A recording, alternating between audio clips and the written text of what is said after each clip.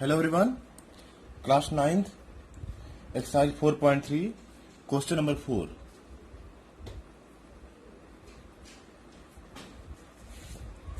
Question में दिया हुआ है the taxi fare in a city is as follows. एक शहर में टैक्सी का जो किराया है इस तरीके से है। फॉर द फर्स्ट किलोमीटर, पहले किलोमीटर के लिए द फेयर इज ₹8। मतलब अगर आपको 1 किलोमीटर जाना है, फेयर फॉर 1 किलोमीटर कितना है? ₹8 है। फिर क्या कह रहा है? And for subsequent distance it is ₹5 पर किलोमीटर। पहले किलोमीटर के लिए ₹8 और उसके बाद जो किलोमीटर है उसके लिए ₹5 पर किलोमीटर के हिसाब से चार्ज लिया जा रहा है। ठीक है, मतलब पहले किलोमीटर के लिए आपको ₹8 देना पड़ेगा। उसके बाद आपको जितना भी दूर जाना है उसके हिसाब से ₹5 पर किलोमीटर के हिसाब से आपको चार्ज देना पड़ेगा। Taking the distance covered as X kilometre and fare as ₹Y। Distance को क्या लेना है? X किलोमीटर, और फेयर में किराया क्या लेना है? Y rupees. आपको फाइंड करना है कि right linear equation for this information. इस इंफॉर्मेशन के लिए लीनियर इक्वेशन फॉर्म करना है। एंड ड्रा इट्स ग्राफ, और इसे ग्राफ भी ड्रा करना है। तो देखिए, हमने जो डाटा कलेक्ट किया कि 1 किलोमीटर के लिए कितना लग रहा है? ₹8। फेयर फॉर 2 किलोमीटर क्या हो जाएगा? ₹5 लगेगा ना। पहले किलोमीटर के लिए 8, फिर बाकी किलोमीटर के लिए ₹5 एडिशन होगा।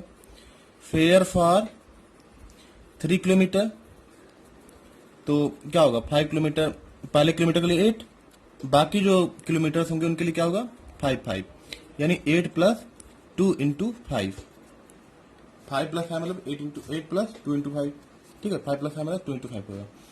फेयर फॉर 4 किलोमीटर तो हो जाएगा 8 प्लस 5 प्लस 5। पहले किलोमीटर के लिए 8, बाकी किलोमीटर के लिए 5 प्लस 5 प्लस 5, यानी कितना हो जाएगा? 8 प्लस 3 इंटू 5। मीन्स आप क्या देख रहे हैं?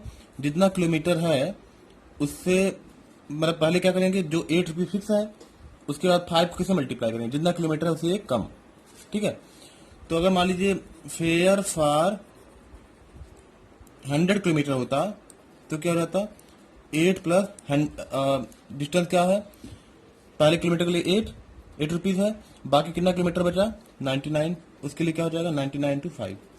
ठीक है, जैसे 4 किलोमीटर के लिए कितना फेयर था? 8 प्लस 3 इंटू 5। 100 किलोमीटर क्या हो जाएगा? 8 प्लस 99 इंटू 5 हो जाएगा। मतलब जितना डिस्टेंस उससे 1 किलोमीटर कम से 5 को मल्टीप्लाई करेंगे। क्यों 1 किलोमीटर कम कर रहे हैं? क्योंकि पहले किलोमीटर के कितना चाह रहे हैं? ₹8 है ना। ऐसे ही fare for X kilometre, X kilometre के लिए फेयर क्या होगा? डिस्टेंस X किलोमीटर है ना, तो 8 प्लस डिस्टेंस से 1 कम, यानी X minus 1 into 5। Fair for X kilometre क्या हो जाएगा? 8, पहले किलोमीटर के लिए 8 रुपये फिक्स है। अब बाकी जो किलोमीटर है, बाकी कितना किलोमीटर बचा? X में से 1 किलोमीटर निकाल दिए तो बचा कितना? X माइनस 1 बचा ना, तो उसके लिए क्या हो जाएगा? X माइनस 1 इंटू 5 हो जाएगा। और हमने फेयर को क्या माना था? क्वेश्चन में दिया हुआ था फेयर Y है, तो फेयर फॉर X किलोमीटर कितना है? Y है, यानी Y बराबर क्या आ गया? 8 ब्रैकेट में प्लस X माइनस 1 इंटू 5, ये हो जाएगा। तो उसी कहा लीजिए, let distance is equal to X kilometre. Fare is equal to कितना माने हैं? ₹Y। टोटल फेयर कितना माने हैं? Y रुपीज आएगा। अब अकॉर्डिंग टू क्वेश्चन के अनुसार total fare is equal to क्या दिया? पहले किलोमीटर के लिए 8, अब बाकी यहां पे लिख दीजिए fare for X kilometre is equal to 8 plus x minus 1 into 5। तो वही चीज फिर से फेयर फॉर एक्स किलोमीटर क्या लिए थे हम, total fair for x kilometre कितना लिए थे, वाई लिए थे ना, क्वेश्चन में दिया हुआ है, अपने मन से नहीं कर रहे हैं, क्वेश्चन में दिया हुआ है।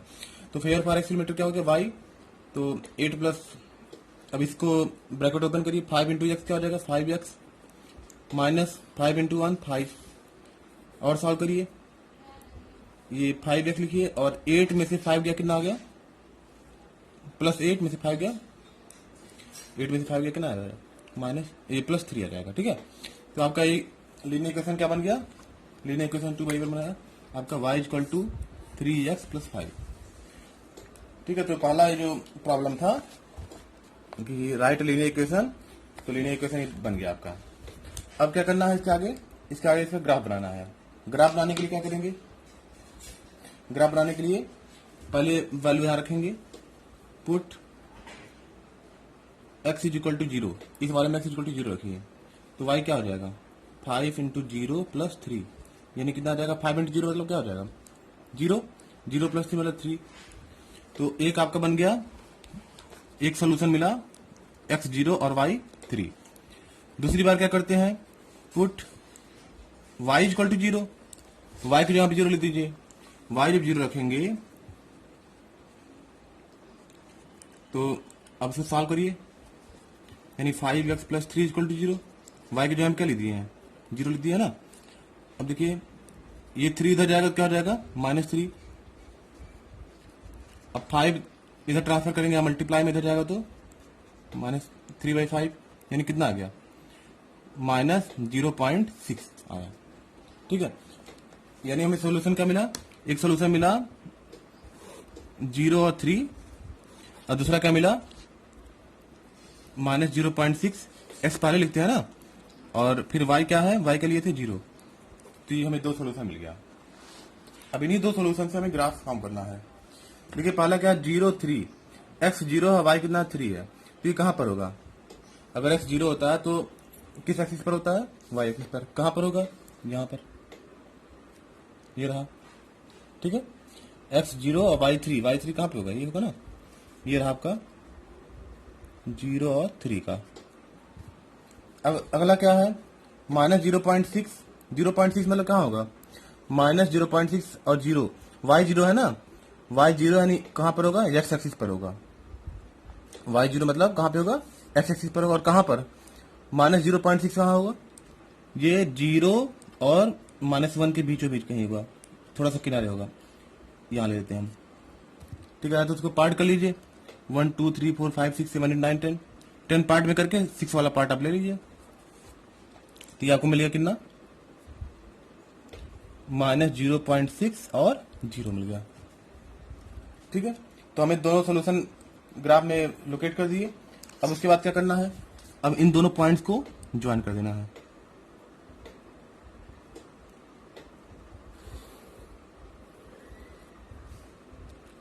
ये बन गया आपका linear equation of the linear equation का ग्राफ, यानी y equal to 5x plus 3। ठीक है, तो पहले क्या किए, पहले हम जो है इसको जो क्वेश्चन अकॉर्डिंग क्वेश्चन इसको इक्वेशन को सॉल्व किए, सॉल्व करने के बाद उसके बाद फिर ग्राफ से सोल्यूशन निकाले, सॉरी लीनियर इक्वेशन से सोल्यूशन निकाले, सोल्यूशन निकालने के बाद ग्राफ में पुट किए, पुट करने के बाद ग्राफ का पे ड्रा कर दिए। अब देखिए question number 5 exercise 4.3, from the choice given below choose the equation whose graph are given in figure. यहाँ पे फिगर दिया हुआ है और इस फिगर में से आपको फाइंड करना है कि कौन सा किस इक्वेशन का ग्राफ इस फिगर के जैसे बनेगा, किस इक्वेशन का ग्राफ इस वाले फिगर, मतलब कौन सा इक्वेशन, ये जो ग्राफ बना है किस इक्वेशन का होगा। तो देखिए यहां पर पहला इक्वेशन क्या है, y equal to x plus 2, ये है ना, और यहां पे वैल्यू क्या क्या दिए गए हैं, ग्राफ में वैल्यू क्या क्या दिया गया है, एक दिया गया है सोल्यूशन दिया है -1 और 3, दूसरा सोल्यूशन क्या दिया है 0 और 2, और तीसरा सोल्यूशन क्या दिया है 2 और 0। तो आप क्या करिए इसमें देखिए LHS क्या है y, और RHS मतलब राइट हैंड साइड में क्या है, LHS आपका y है और RHS क्या है x प्लस 2 है। तो आप क्या करेंगे, आप एक्स की जगह पे -1 एक बार रखेंगे और वाई क्या रखेंगे, 3 रखेंगे। फिर देखिए सेटिस्फाइड हो रहा है कि नहीं हो रहा है।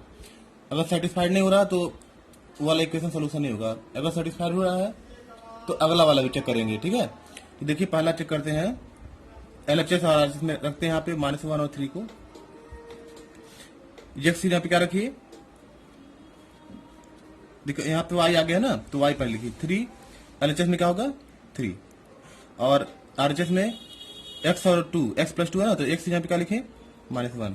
देखिए यहाँ पे ये जो पहला होता है वो x होता है, दूसरा वाला क्या होता है y। तो इसी वैल्यू को उठा के रखें यहाँ पे। अगर वैल्यू सेटिस्फाइड हो जाता है यानी LHS RHS बराबर आता है यानी वो इक्वेशन होगा। अगर नहीं सेटिस्फाइड होता तो इक्वेशन नहीं बनेगा। तो यहाँ पे रखिए -1 और +2 क्या आ गया 3, -1 + 2 कितना होगा +1 आया ना, दोनों बराबर है, not equal. LHS not equal to RHS, दोनों बराबर नहीं है, मतलब ये सोल्यूशन इस पर सेटिस्फाइड नहीं हो पा रहा है, यानी ये वाला आपका इस ग्राफ का इक्वेशन नहीं होगा। अब अगला चेक करते हैं, y इक्वल टू कितना है x -2, y equal to x -2। यहाँ पे LHS कितना है y, RHS कितना है x -2। तो LHS की जगह पे लिखिए, y की जगह पे क्या लिखेंगे 3 और RHS में x की जगह पे क्या लिखेंगे -1 -2। क्या आ रहा है, बराबर आया, दोनों बराबर नहीं आया, यानी सेकंड वाला इक्वेशन भी क्या होगा, इस वाले ग्राफ का इक्वेशन नहीं होगा। अब थर्ड वाला चेक करते हैं, y इक्वल टू -x+2। तो x क्या है, सॉरी y क्या है 3 है और x क्या है, यहाँ पे लिखिए LHS, यहाँ पे RHS। x क्या है -1, तो यहाँ -1 है, x -1 है और यहाँ पे ऑलरेडी माइनस लगा है, ये क्या हो जाएगा, इस तरीके लिखेंगे ना। अब देखिए -+1 2, ये क्या आ गया, बराबर आ गया ना, LHS इक्वल टू RHS, यानी पहला वाला इस पे सेटिस्फाइड कर रहा है। थर्ड इक्वेशन में पहला वाला क्या हो रहा है, सेटिस्फाइड कर रहा है, क्योंकि ये दोनों सेटिस्फाइड होंगे नहीं, ये तो हम काट दिए थे। अभी थर्ड वाला हम सॉल्व कर रहे हैं। अब देखिए अगला क्या है 0 2, केवल एक नहीं, एक इक्वेशन, एक वाला सोल्यूशन नहीं रखेंगे, तीनों सोल्यूशन बारी बारी रखेंगे। अगर तीनों सोल्यूशन पर सेटिस्फाइड हो जाता है तभी क्या होगा, इक्वेशन बनेगा। अब देखते हैं अगला वाला,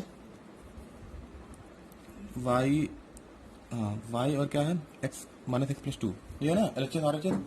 y की जगह क्या लिखे 2 और x की जगह पे 0 + 2 यानी आगे बराबर आया, ये भी बराबर आ रहा है, दो सेटिस्फाइड हो गया इस वाले इक्वेशन पे। तीसरा देखते हैं सेटिस्फाइड हो रहा है कि नहीं, y कितना है 0, y और -x+2 है ना, y कितना है 0 है और x कितना है 2, x यहाँ पे 2 है, देखिए 0 और इधर -2 + 2 कितना आ जाएगा 0 है ना, यानी दोनों क्या जा रहा है LHS और RHS बराबर आ जा रहा है। हर जगह तीनों सोल्यूशन इस इक्वेशन पे क्या हो गया, सेटिस्फाइड हो गया, तीनों इक्वेशन सेटिस्फाइड हो गया, इसीलिए ये क्या होगा, इसका सोल्यूशन होगा। ठीक है, अब अगला चेक करते हैं, अगला यहीं पर चेक कर देते हैं, x+2y LHS के जहाँ पे है और RHS के नाम है 6 है। तो x यहाँ पे पहले क्या रखे हैं -1 और y की जगह पे 3, 2y मतलब 2 होगा ना। अब देखिए यहाँ पे -1 और 3 2 जा 6, कितना आया, -1 + 6 कितना आएगा 5 आएगा ना, दोनों बराबर आए, 5 और 6 दोनों बराबर नहीं है ना, यानी ये वाला सेटिस्फाइड नहीं हो रहा है इस पर। मतलब तीनों सोल्यूशन बारी बारी सेटिस्फाइड करेंगे। अगर तीनों सोल्यूशन सेटिस्फाइड हो जाता है तो क्या बन जाएगा, उस ग्राफ का इक्वेशन बन जाएगा। ये वाला भी सेटिस्फाइड नहीं होगा तो भी इक्वेशन नहीं बनेगा, यानी इस ग्राफ का इक्वेशन कौन सा होगा, ये आपका थर्ड वाला इक्वेशन से सेटिस्फाइड करेगा। ठीक है, तो एक बार फिर से रिकैप करते हैं, क्या करना है कि आपको जो इक्वेशन दिए गए हैं इन तीनों सोल्यूशन को आप पुट करना है। अगर तीनों सोल्यूशन पुट हो जाते हैं तो भी क्या होगा, इसका ग्राफ होगा, इस इक्वेशन का ग्राफ होगा। अगर नहीं सेटिस्फाइड हो रहा है तीनों सोल्यूशन तो ये इक्वेशन, इसका ग्राफ नहीं होगा, जैसे हमने सॉल्व करके देखा।